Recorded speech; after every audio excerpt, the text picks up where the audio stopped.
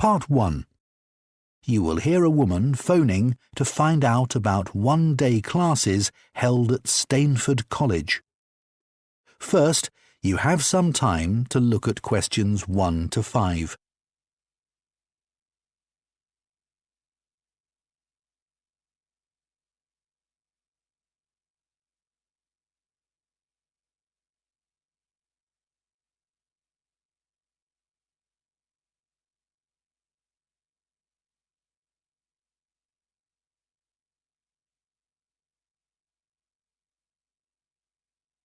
Now listen carefully and answer questions 1 to 5. Hello, Stainford College External Course Registration. Can I help you? Yeah, I'm ringing to find out about one-day classes next year. I got a leaflet about them in the post, but I lost it. And I understand some of the classes are filling up fast, so I might need to book quite soon if I want to go ahead. Sure. Can you remember which one you were considering? There were a few, actually. I remember there was one on how to make Vietnamese food that sounded good. I think that was on the 13th of January. It cost about £60. Yes, you're right about the date, but it's £59 actually. It's a very popular class, and among other things, the teacher explains how Vietnamese food includes lots of different herbs. I'm afraid that all the places are taken at present, but I can put you on the waiting list if you want. No, that's okay. I'm quite interested in the bread-making class. That's in March sometime, isn't it? Yeah, the 20th of March. Would you like to register for that? I'm not sure. How much is it? The actual cost is £48, but then there's an extra charge as well as that for the ingredients. I'm not sure how much that is. No more than £20, I think. So what sorts of things do they make in the class? Oh, various types of bread. I think they make white bread, and then they make sourdough. That seems to be very fashionable at present. And they learn how to make pizza, which is apparently really good. Well, I'd definitely be interested in that. But there were also a few other classes that sounded interesting. I think there was one on face massage. I'd love to learn how to do that. Yeah, that's on the 23rd of February, and it costs just £35 for the day. The teacher's great. The type of massage done is a traditional technique used in India, and she actually did her training there. The massage is meant to relax you and get rid of lines and wrinkles. You practice it on yourself, so you have to take a mirror to the class so you can see what you're doing. OK. Before you hear the rest of the conversation, you have some time to look at questions 6 to 10.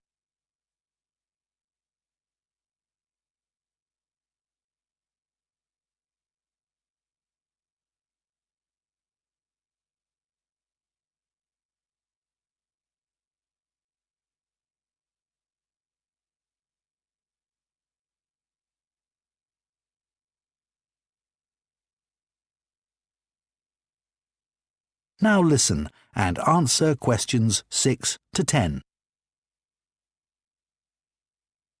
And I think there was a class in candle making? Yes, that's sometime in April, I think. Let me check. Yes, it's on the 6th. It was on the 23rd of January, but they had to change the date. It's just £52. That's a popular course too. I think one reason why people like it is because the candles are all made out of natural products. It's filling up fast, but there's still a few places left. Yes, one of my friends did that class. She said the candles make really good presents. In fact, she gave me one. Ah, by the way, have you heard about the class on silk painting? That's being held on the 18th of May. You learn how to create designs on silk fabric and colour them using special dyes. Apparently, people can produce beautiful artworks that way. either to put on the wall as a picture or to use for something like a scarf. It's £67.50, which is really good value, I think. There's a similar class I've seen that was £110. That sounds interesting. Would I need to bring the silk? No, the only thing is everyone has to bring something to protect their clothing, like an apron if you've got one, or a shirt that you don't use anymore, because the dye can really stain your clothes. Right. Then the last class I was considering was a bit different. That was on DIY for beginners. I'd like to learn how to do household repairs. Are there any places left on that? That's on the 24th of February. Yes, there are a few places. It's a bit more expensive. It's £125, but it's a very popular class. You learn how to use an electric drill and a saw. Yeah, that would be really useful.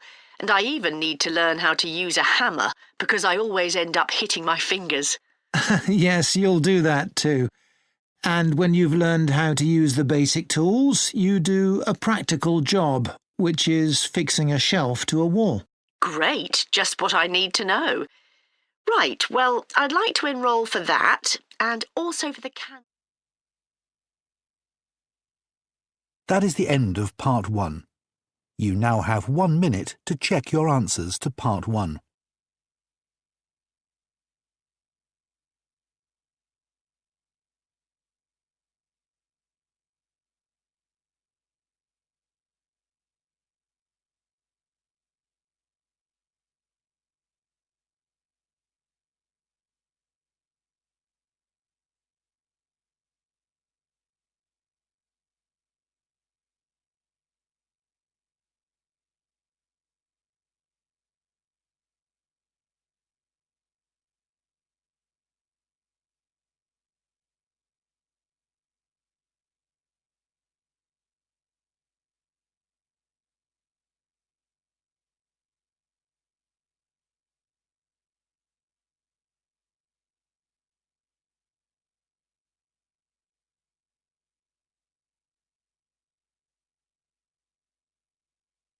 Part 2.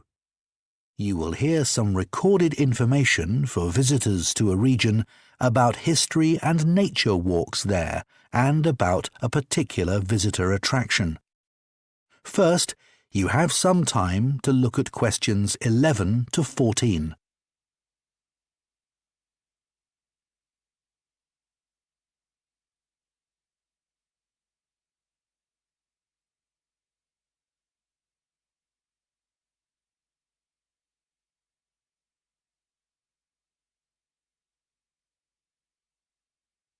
Now listen carefully and answer questions 11 to 14. Here is some information about history and nature walks in the region. They can be completed in less than a day and also be combined with a visit to Melby, a former coal mine now open to the public. The Marsden Coastal Walk is suitable for all the family, as there are no strenuous climbs. The route begins at Marsden Harbour, where there are hourly ferries to and from the beautiful Hooker Island, a great place for fishing. The walk covers part of the Coastal Path Trail. As there are clear signposts all along the way, you don't even need to take a map with you. At one point, the route goes inland slightly and passes a castle built in the 1400s, near to a now vanished market town. The castle's now just a pile of stones, but it's a great place to take photos, and fascinating information boards show what it once looked like. If you set off early, you can be back in time for midday. The Melby Heritage Walk is a great place to take photos, especially of the night sky. At certain times of the year, people come here from far and wide. They climb to the top of the valley and take pictures of the stars. In the daytime, it's completely different. As you hike through the dense woods in the valley bottom, the only things you'll hear are the sound of your own footsteps. At the highest point, You can stop to take in the views, and those with lots of energy can climb the tower that's situated where there was once a 17th century hunting lodge. The route continues along the tops of the hills and brings you back down to the starting point, the car park at Melby Coal Mine. Before you hear the rest of the recorded information, you have some time to look at questions 15 to 20.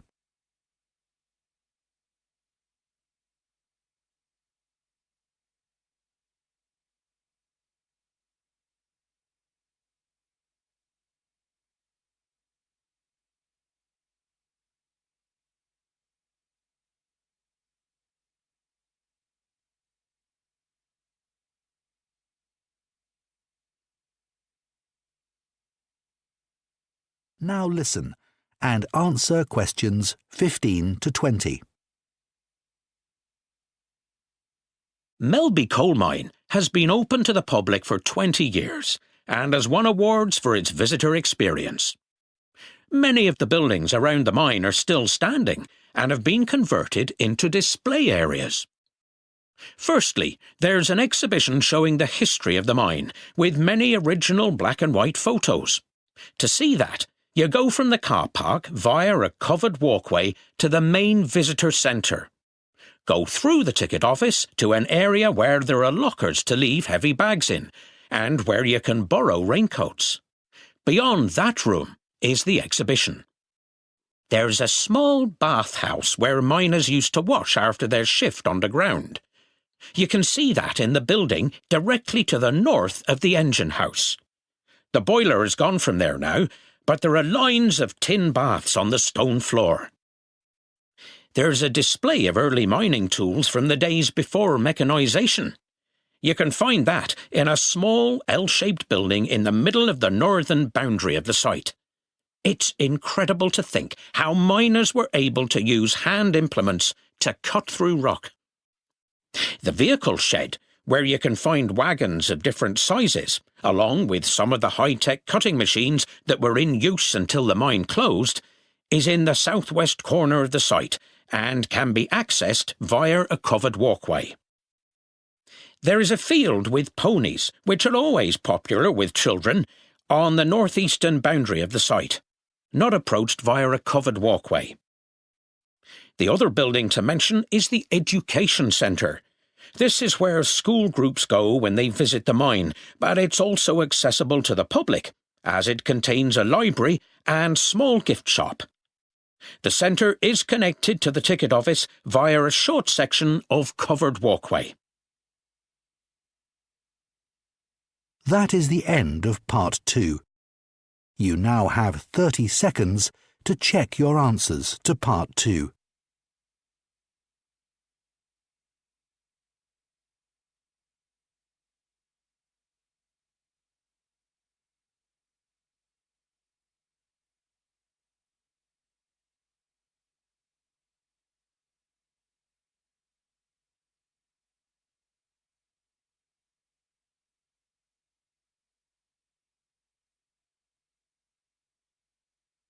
Part 3. You will hear 2 food science students called Nadia and Fergus talking to their tutor about their course. First, you have some time to look at questions 21 to 26.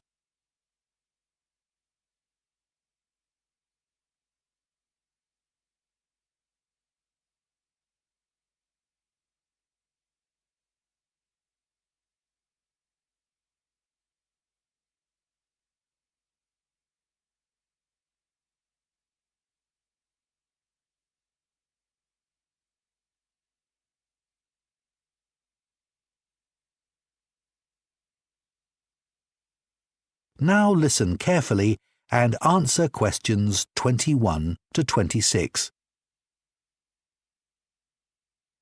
Thanks for coming along, Nadia and Fergus. So this is a chance for you to give us some feedback about different aspects of your course. What would you like to begin with? I've enjoyed the sessions on food safety. There was some information there that I found really surprising. Although some was stuff I knew already, like the rise in rates of obesity. Yeah, that's been in the news a lot. But I hadn't realised that unsafe food causes more than 200 different diseases. No, I'd no idea it was that many.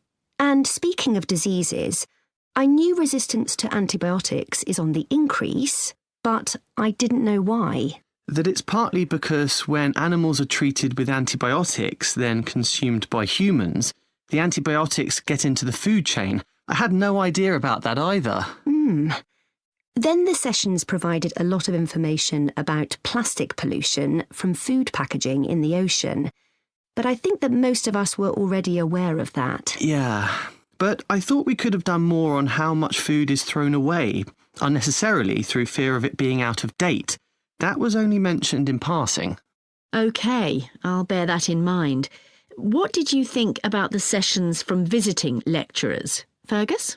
For me, the most interesting one was about that project to prevent companies giving incorrect information to consumers about food. Ah, food fraud, yes. I thought it was really good to address a problem that's faced by so many different groups. People with special religious rules, as well as vegetarians and vegans. And those with allergies. Yeah. And another thing, we've had effective ways of analysing DNA for some time now, and these can easily be applied to analysing food. But what the researchers succeeded in doing was to ensure that these tests were carried out at different stages in the food's journey, from the producer to the consumer. So they knew that the food actually came from the place it was supposed to, and had the ingredients it was meant to. Exactly. So customers can be confident about what they buy. And the researchers had a good system for publicising their findings too. Well, I thought there were some problems with that, actually. OK. And do you have any recommendations for new topics that we could include in the course? Well, I'm interested in how crop yields can be increased without damaging the environment. But we've already done quite a bit on that, but not so much on the seafood industry, where stocks are in danger of being overexploited as a food source, unless we can find ways of keeping stocks up. Yes, that'd be a good topic. And I'm interested in the idea of a personalised approach to diet. Now we have the technology to analyse exactly what individuals need. That sounds more like a medical topic than food science. OK. What about sessions on the variety of food and eating habits around the world? That's very relevant nowadays. Yes, I think the whole class would be interested in that. Then there's technological stuff, things like 3D printing of food and smart packaging. Maybe too specialist. Before you hear the rest of the discussion, you have some time to look at questions 27 to 30.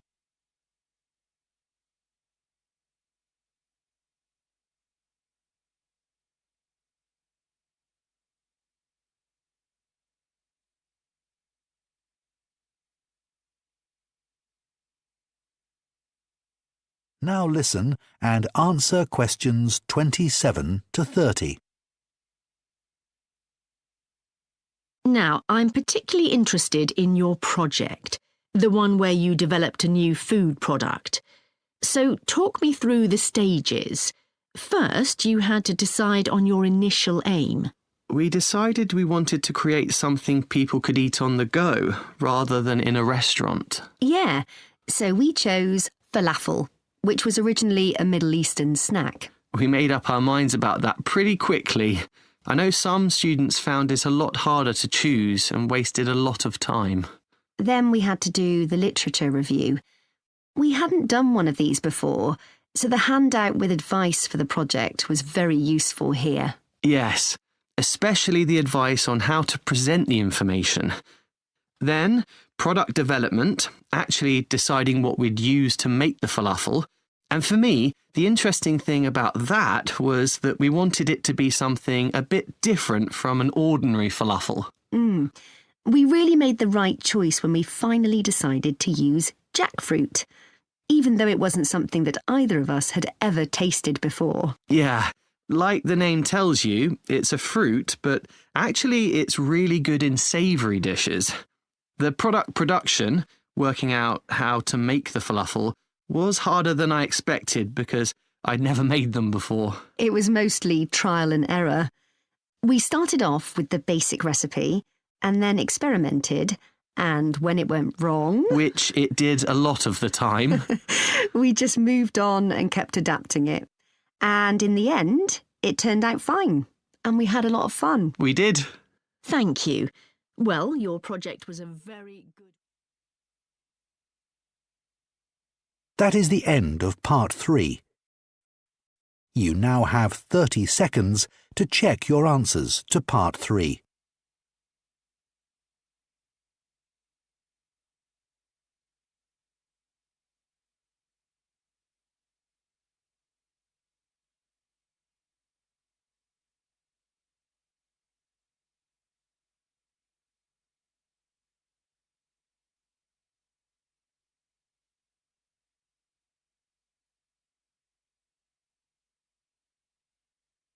Part 4.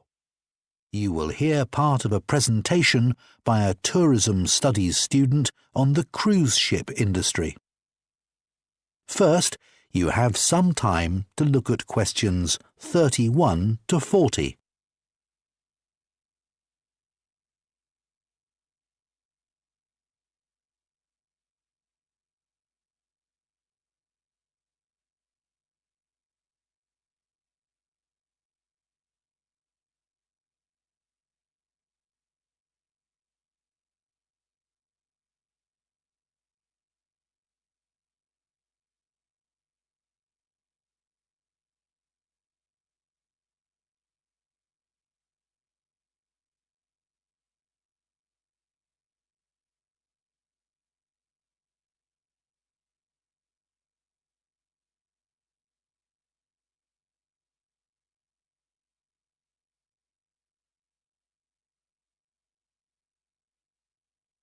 Now listen carefully and answer questions 31 to 40.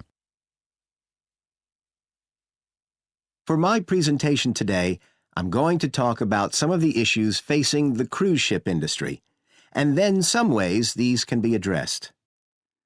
The cruise ship industry has partly been responsible for the effects of over-tourism in recent decades. Over-tourism occurs in places where excessive numbers of tourists cause significant problems. Pollution, for example, is among the greatest threats to many popular tourist destinations. Of course, for many places, it's a difficult balance to achieve. They want to promote their city or island as a desirable tourist destination, but at the same time are unable to cope with thousands of cruise ship passengers on a daily basis. The trouble is, excessive tourism is destroying the beauty spots and places of interest that people come to visit. Several cities, such as Barcelona, have responded by imposing a tax, which all visitors to the city from cruise ships have to pay. But as it's only a couple of euros, many green campaigners think it won't deter enough people to make any difference. Bruges is another city which became impossible to navigate at times because of the huge numbers of cruise passengers arriving on day trips from the port of Zeebrugge. The city was becoming like a theme park, with shops only catering for tourists selling chocolate, which Belgium is famous for, and other souvenirs. The local council took action to limit cruise passengers to a more manageable level. Dubrovnik had to limit the numbers of cruise ships after it became extremely popular as a cruise ship destination when it featured in a hugely successful TV series. What it does now is control the timing of all cruise ship entries to the city's port. However, many people feel this measure does not go far enough.